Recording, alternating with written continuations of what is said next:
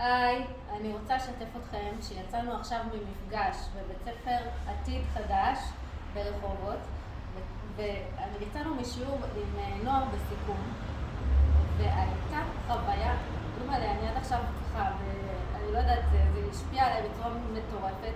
כי בתחילת המפגש הילדים היו נסערים, ולא בכלל, לא כולם רצו להיכנס לשיעור, וכל אחד שיחק עם הטלפון ועם התיק, ואחד העיר לשני הערות, כאילו הייתה מהומה בכיתה,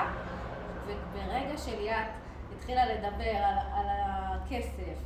ועל כל התהליך ועל בנקים ועמלות, והם השתתפו והם הקשיבו, והיא סחפה אותם וככה ידעה איך לתת לכל אחד את מה שהוא צריך,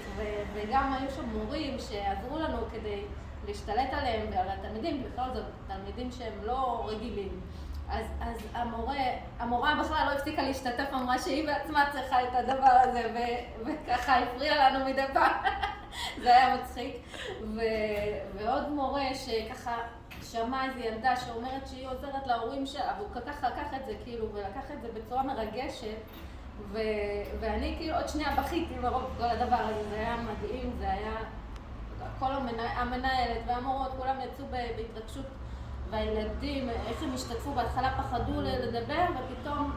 נפתחו לגמרי ושיתפו, והיה שיעור באמת חוויה.